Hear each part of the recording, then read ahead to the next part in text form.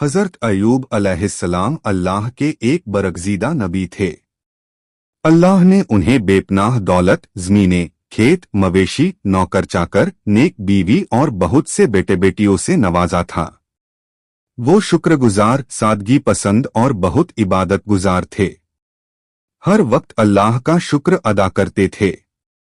उनकी दौलत और नेमतें देखकर लोग उनकी इज्जत करते थे और उनका जिक्र हमेशा खैर के साथ होता था।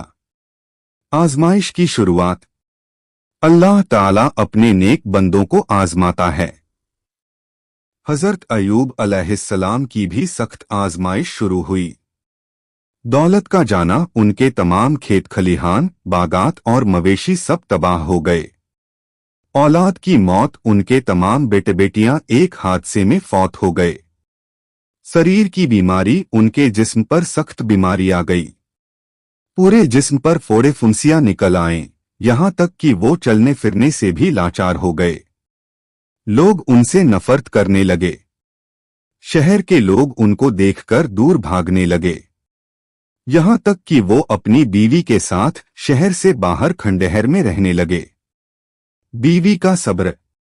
उनकी बीवी बहुत सच्ची और वफादार थी। वो दिन रात उनकी सेवा करती, खाना जुटाती, दवा करती। लोग उनकी हालत देखकर ताना मारते कि अगर अल्लाह का नबी होता तो ये हाल न होता, लेकिन उनकी बीवी कभी मायूस नहीं हुई। अय्यूब अलैहिस्सलाम का सब्र।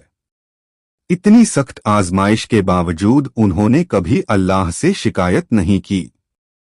हमेशा यही कहते, अल्हम्दुलिल्लाह, ये सब अल्लाह की तरफ से है।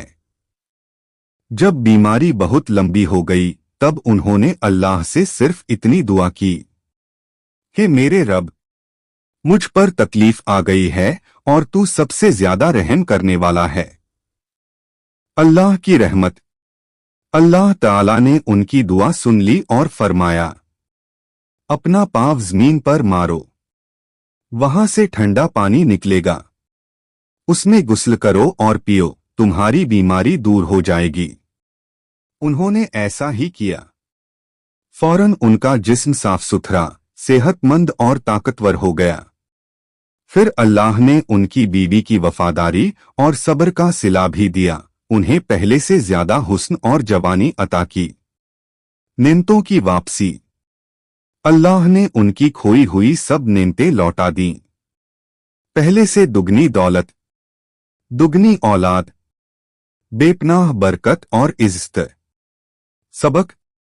सच्चा ईमान और सब्र, मुसीबत कितनी ही बड़ी क्यों न हो, अल्लाह से शिकायत नहीं करनी चाहिए। दुआ और तवक्कुल, हमेशा अल्लाह से रहमत की उम्मीद रखनी चाहिए। बीवी की वफादारी। हज़रत अय्यूब अलैहिस्सलाम की बीवी ने जो सब्र किया वो हर औरत के लिए सबक है। नेमत की कद्र। जब अल्लाह नेमत दे तो शुक्र करना चाहिए और जब ले तो सब्र करना चाहिए। कुरान की तस्दीक।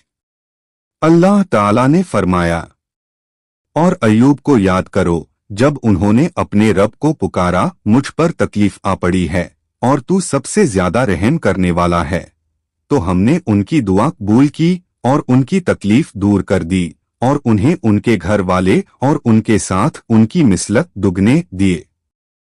सूरह अल-अंबिया 21-83-84। जुम्मा के दिन का सबक। मुसलमानों, हज़रत अय्यूब अलैहिस्सलाम का वाक़या हमें यह सबक देता है कि दर्द, तकलीफ और मुश्किल वक्त में इंसान को सब्र और शुक्र से काम लेना चाहिए। दुनिया की परीक्षाएं आज भी होती हैं और कल भी होती रहेंगी, लेकिन कामयाब वही होगा जो अल्लाह ताला पर यकीन रखे और अपनी जिंदगी कुरान और सुन्नत के मुताबिक गुजारे। इसलिए आज के बाद हम सब यह इरादा करें कि मुसीबत आए तो शिकवा नहीं करेंगे, बल्कि सब्र करेंगे और नेमत मिले तो उस पर अल्लाह का शुक्र अदा करेंगे। आमीन।